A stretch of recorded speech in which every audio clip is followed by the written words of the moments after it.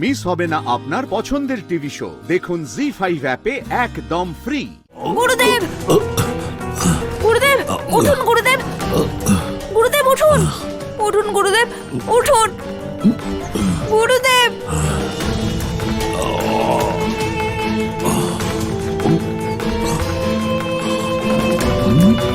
গুরুদেব উঠুন, গুরুদেব, গুরুদেব এ আপনার কি হলো গুরুদেব? আপনার কিচ্ছু হতে পারে না গুরুদেব, আপনার কিচ্ছু হতে পারে না গুরুদেব। কে এমন করেছে? কে?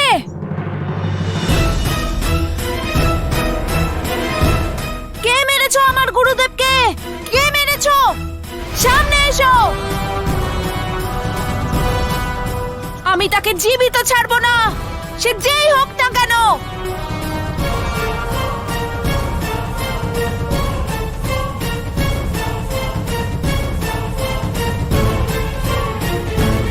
আমার গুরুদেবকে যে এই তীর মেরেছে তাকে আমি কিছুতেই ক্ষমা করব না।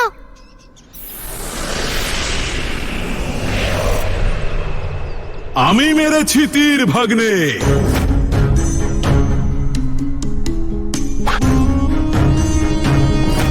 আমি মেরেছি তোর গুরুদেব সন্দীপনীকে। এই এতটুকু বয়সে অনেক বেশি শিখিয়ে ফেলছিল না তোকে? সেই জন্যই বিশ্রামে পাঠিয়েছি তাকে। কি অসাধারণ লক্ষ্য ভগবান, কি অসাধারণ লক্ষ্য! কোথায় মথুরা আর কোথায় ওই সন্দীপনীর আশ্রম উজ্জয়িনী? ভবলীলা সাঙ্গ। কিন্তু ভগবান, আমার প্রেত বুদ্ধিতে এটা কিছুতেই ঢুকছে না। যদি মারারই ছিল তাহলে কানাইকেই মেরে ফেলতেন। ভদ্রাক্ষ, ওই ছলনাকারীর বিনাশ সন্দীপনীর বিনাশের সঙ্গে শুরু হয়ে গেছে। কিন্তু ভগবান, সন্দীপনীকে মারলে হবেটা কি? বৃক্ষকে শুকানোর জন্য তার শাখা নয়, শিকড় কেটে দেওয়া হয়। ওই সন্দীপনীর জন্যই কানাই উজ্জয়িনীতে থেকেও রাধাকে সাহায্য করছিল, আর ওর সংকেতের ফলেই কর্ণাসুরের বিনাশ হয়েছে। বুঝে গেছি ভগবান, বুঝে গেছি। এবার না থাকবে গুরু, আর না দিতে পারবে কোনো জ্ঞান। হ্যাঁ,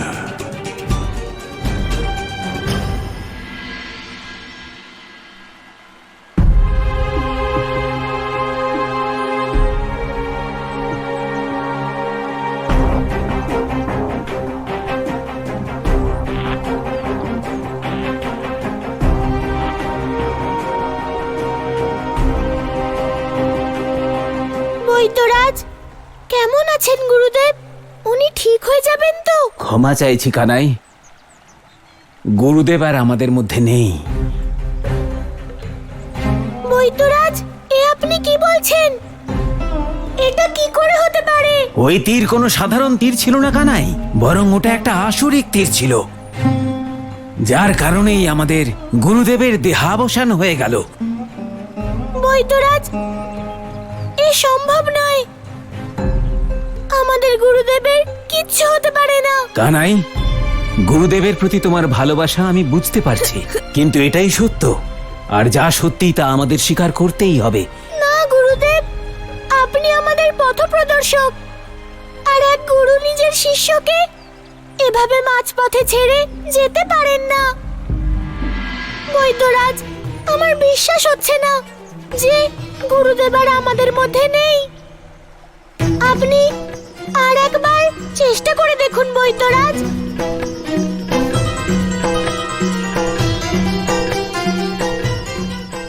দাদা, কি হলো? তুমি জানতে পারলে কে ওই আসুরিক তীর নিক্ষেপ করেছে? কানাই, আমি আশেপাশের সব বনে খুঁজে এসেছি, কিন্তু কিছুই জানতে পারিনি। একবার কে তীর চালিয়েছে শুধু আমি জানতে পারি, তারপর আমি তাকে বোঝাবো গুরুদেবকে আঘাত করার পরিণাম কি হতে পারে।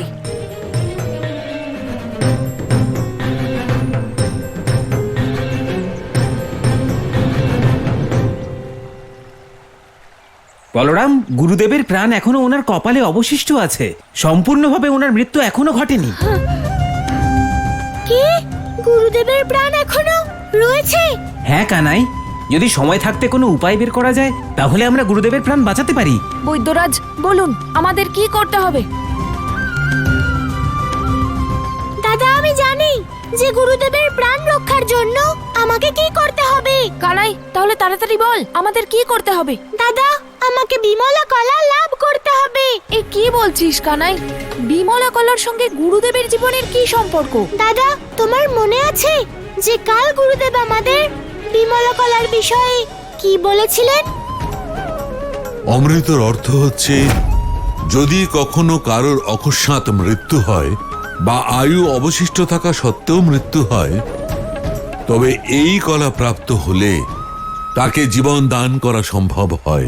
দাদা, এবার সেই অমৃতের দেবী বিমলা কলা আমাদের সাহায্য করবেন। এবার আমাদের অতি শীঘ্র বিমলা কলা খুঁজে পেতে হবে। সেই কলাই আমাদের গুরুদেবের জীবন দান করতে পারে। কিন্তু কানাই, সেই কলা আমরা পাবো কোথায়? দাদা, তুমি বৈদ্যরাজের সঙ্গে থেকে গুরুদেবের দেখাশোনা করো। আমি বিমলা কলাকে খোঁজার চেষ্টা করছি।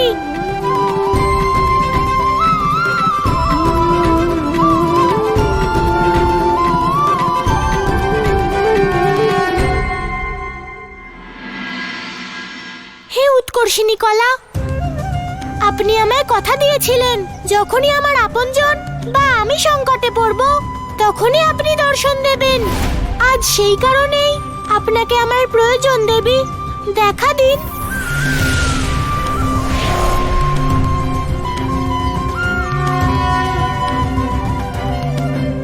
প্রণাম প্রভু। হে কানাই, বলুন আমি আপনার কি সাহায্য করতে পারি? দেবী, আমার গুরুদেবের জীবন সংকটে। আমার গুরুদেবের প্রাণ বাঁচাতে আমায় সাহায্য করুন। কানাই, আমি আপনাকে শুধু পথ বলে দিতে পারি, কিন্তু বাকি কাজ আপনাকেই করতে হবে। ঠিক আছে দেবী, আপনি আমাকে পথ বলে দিন। আমাকে বলুন দেবী যে বিমলা কলাকে কোথায় পাবো। কানাই, আমি আপনাকে শুধু এটুকু বলতে পারি যে বিমলা কলা আপনার আগের অবতার রাম অবতারের সঙ্গে যুক্ত। রাম অবতার? হ্যাঁ, রাম অবতার। আপনার সেই অবতারে বিমলা কলা অসুর রাবণের কাছে বন্দিনী ছিলেন, আর ওনার জন্যই রাবণ অমৃত লাভ করেছিল। কিন্তু রাবণের মৃত্যুর পরে উনি কোথায় চলে গেলেন তার সন্ধান আমিও জানি না প্রভু। আপনাকে অসংখ্য ধন্যবাদ দেবী।